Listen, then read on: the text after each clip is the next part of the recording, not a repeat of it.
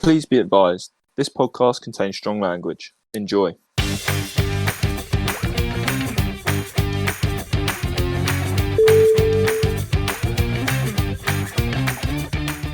Hello and welcome back to It's Football, Not Football. This is going to be our first extra time podcast where we are going to be hosting a debate on whether or not Frank Lampard was a better footballer than Steven Gerrard. Being the impartial Arsenal fan that I am, I'm actually going to be chairing this mini debate between Josh and Yain.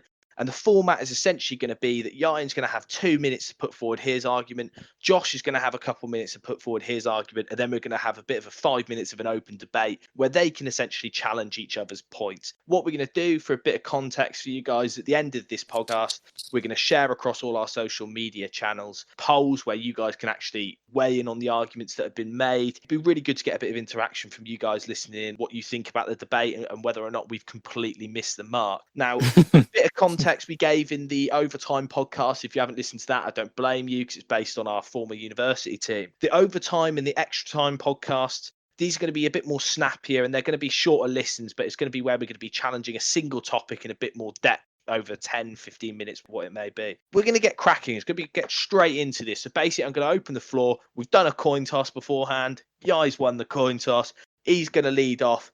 Why is Frank Lampard a better player than Steven Gerrard? Yai, over to you. Your time starts now. Now, let me start this debate by saying Lampard has not only won more trophies than Steven Gerrard, but he's also scored more goals and played more seasons in the Premier League. Do I call him Steven Gerrard? Should I say Mr. He slipped on his fucking arse and gave it to Denver Bar to throw Liverpool's only chance of a title away? What I'm going to do is I'm going to compare stats, because stats don't lie.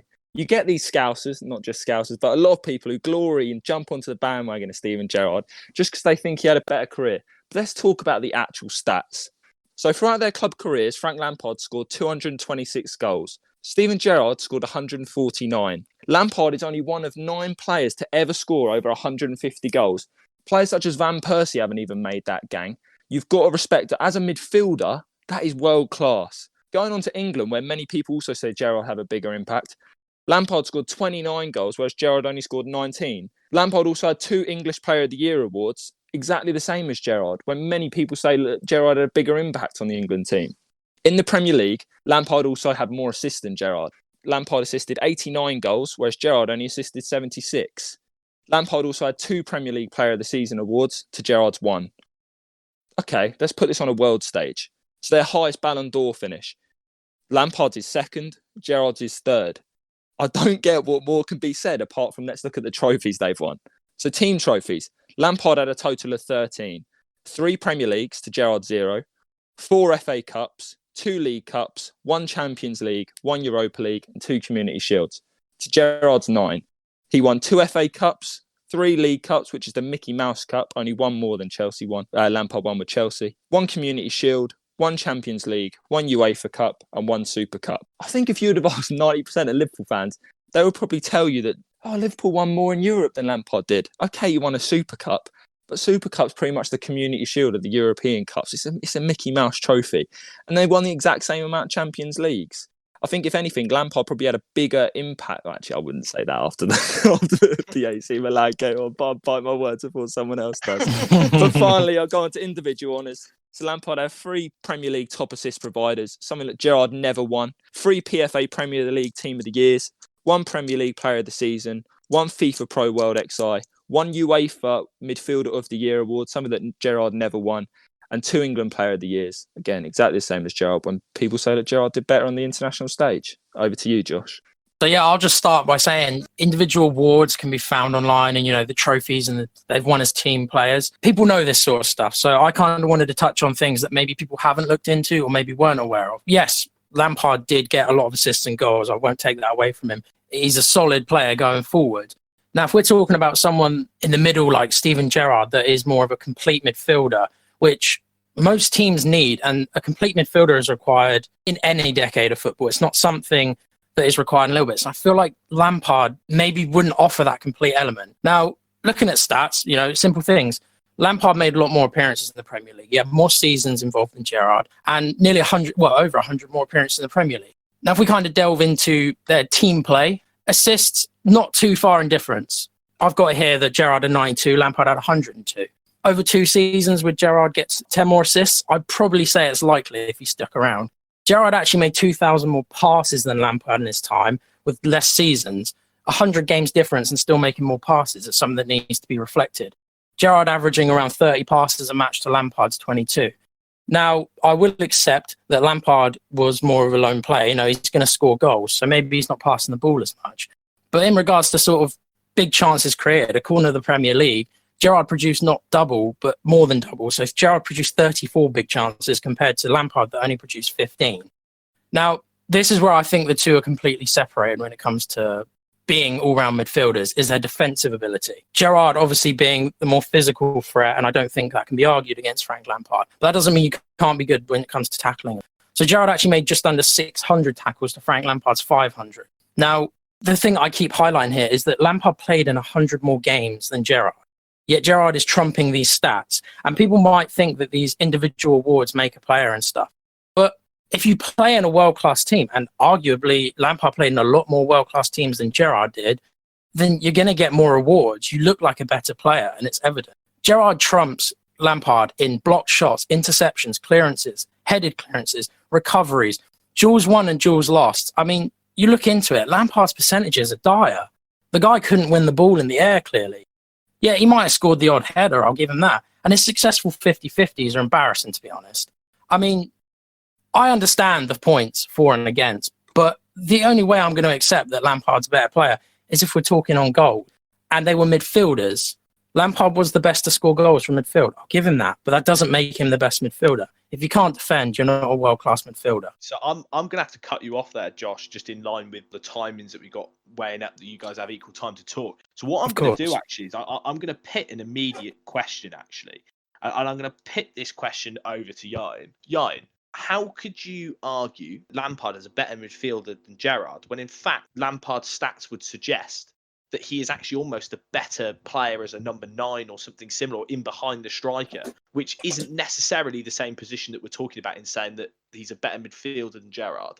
I think I refuse to actually believe that Lampard's not an all-round player. I admit in the early years when he first came to Chelsea from West Ham, he was more of that attacking player for us. He sat in behind the striker. But as his long career went on, and I just want to highlight that, longevity of how long they could play at the top. Lampard played another 2 seasons. Even when he left Chelsea, it wasn't like a little rubbish team came calling before he went to New York, like Gerrard did, and hopped across to America straight away to go to LA Galaxy.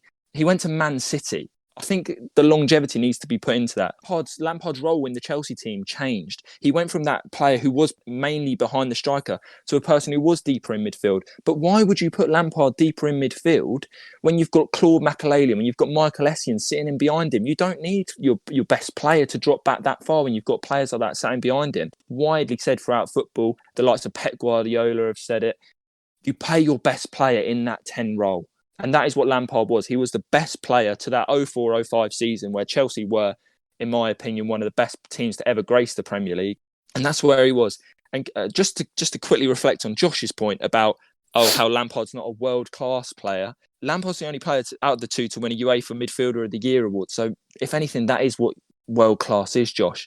And going on about, say, like how you think Gerrard has got more shots, blocks, more tackles, that's because Liverpool, in those peak years for Lampard and Gerrard, defensive side, because you needed him there, because you weren't in the same calibre as Chelsea. So, of course, he's going to have more tackles, more shots blocked, because he was playing that deeper role. And you relied on the likes of Fernando Torres up top to get you those goals. And then lastly, what I wanted to touch upon, Josh, is when you're saying big chances created. The reason Lampard, and which I find a bit strange with the whole assist thing where Lampard's got more assists, why is Lampard going to go on and create that chance for someone else when he can bury it from anywhere around that edge of the box? Josh, your thoughts? One thing I would like to say is I do take back. I did not mean to say that he's not a world-class player. I respect Lampard in all regards. I just don't think he's a complete midfielder. I do agree with what you say. You know, you got the Makelele's and the Essien sat behind him. But then I think you've maybe contradicted your point a little bit in regards to saying Gerrard can do it all. I mean, you mentioned Gerrard could drop back. He could also go forward. If Gerrard was allowed to sit in that number 10 role, we're talking hypothetically here, who knows what stats he would have put up? I'm not going to turn around and say he's going to put 25, 30 goals in the net every year, but that's all hypothetical. And I just feel like when you talk about the two of them, you either don't compare them because they're not similar players, or you talk about the position they play, and people call them centre mids. Yeah, that's what they were. And one thing I would like to point, from something you said earlier, was the whole Gerrard being worse on the international stage. Lampard went to 3 World Cups and didn't score in the finals. 3. Hold on, he did score in the finals, but Germany... It didn't count. It didn't count. So Could have been the best I am goal in being England's harsh. history. That is disappointing. I am an England fan as much as I am a Lampard and Gerrard fan, but it didn't count. Lampard didn't score on the big stage for England, and Gerrard also made more appearances for England. Something else I kind of want to touch upon, which I think isn't underrated at all, is Gerrard's leadership ability. It's something that is brought to a team. Don't get me wrong. I know John Terry was there, but Gerrard as a leader, I don't even know if I have to argue it. You know what? There's one thing that nullifies this leadership argument. When John Terry got stripped as England captain and Steven Gerrard took the job, it's been widely documented in numerous biographies and interviews that even though Gerrard had that armband on in that England change room, every single player in that dressing room knew that John Terry was the captain and the leader. Putting that back into this argument, if Gerrard was at Chelsea, and which he could have gone to Chelsea, but because of something that happened to his family and threats and stuff, he didn't actually make the transfer. Gerrard wouldn't have been that leader. John Terry's that leader. So in the same aspect with Frank Lampard, Lampard wasn't needed to be that leader because we had John Terry. And I tell you what, when we needed that leader in the Champions League final in Bayern Munich, Lampard stepped up to be that leader in a game that was one of the hardest defensive battles you've ever had. And we came out triumphant. So I don't really think you can give that as an argument, because I don't think if you put Gerrard in the Chelsea team, he wouldn't have been that leader. Lampard doesn't need to be that leader with John Terry there. If I was to pose a question then to yourself, Yai, off the back of that, do you think that it takes away from the argument against Frank Lampard being a better player than Steven Gerrard because of the calibre of players that he had around him? So that's not to take away from the Liverpool team at that time. But if you look at the midfields of Chelsea at that time, of sort of peak eras, and you had Chelsea and you had Liverpool, Steven Gerrard was surrounded, with exception to Xabi Alonso, by a considerably weaker calibre of players than the cycle of Chelsea players that I think agreed. at that time. Do you think that argument actually takes away from Lampard of being a better player? Or alternatively, maybe to pose a question to Josh, do you think that makes Lampard look a better player because of the strength of the midfield that he had alongside him? I think Chelsea were clever. I think we recruited around him. We play our best player in the number 10 role, and then we recruited around him. So we had Essien, we had Makelele, we had Ballack, other unbelievable centre mids who allowed Lampard to do what he's best at. If Lampard was in the Liverpool shirt, God forbid, but if Lampard was in the Liverpool shirt, where apart from the likes of Xabi Alonso and you could argue Lucas Leiva, I think was a criminally underrated player, I think Lampard you would have seen dropping back, because that's where they would have needed him, because Liverpool weren't up to the same standard as the big four around him at that time. So I think you would have seen Lampard making more shots blocked, more tackles, more aerial duels, because he would have been in a deeper role, because that's where they needed Gerrard at the time. But I think going back to your question, where we had Essien, Makelele, Ballack, those sort of players, we didn't need Lampard to be that person getting in the dogfights in midfield, making the big challenges, because we loved his creativity in the centre attacking midfield, sort of centre mid role. Like I said, I've already sort of touched upon how the calibre of player that surrounded Lampard may have elevated him. Like I said earlier, I don't want to take away from Lampard's achievements. I think Lampard is a superb player and he's done loads for the game, but I just think as an individual and a player that has it all, I think Gerrard is such a slither above him. It's funny that you spoke about finals, especially Champions League finals, because... Yeah, right, that's a bit of a blip. We get the greatest Champions League final ever played, arguably. That's a different podcast if we want. Istanbul 05. I was very young at the time. I still managed to watch the game. You watch the stories, the autobiographies that speak about this game and what comes out of that dressing room. And yes, Rafa Benitez was huge in that dressing room. And don't get me wrong, I think he's one of the managers as well that's just underrated. But Gerrard not only scored in that game, but to rally a team from 3-0 behind. And I mean, I'm not going to name all the AC Milan players. We're talking Maldini at the back. And we came back from 3-0 down to win that game on penalties. And then the other games to talk about, there's also a final, was the FA Cup final against West Ham. That goal that Gerrard scored, I can't think of a commentary clip of Lampard scoring a goal that sounds anything like that. Behave. There are multiple of Steven Gerrard. Mate, you can literally watch Lampard's 211, Chelsea top goal scorer ever, will I add. Goals from outside the box. His unbelievable chip against Barcelona. Lampard scored some magnificent goals I'm not Chelsea. Denying that, but they don't have the historical commentary that come with it.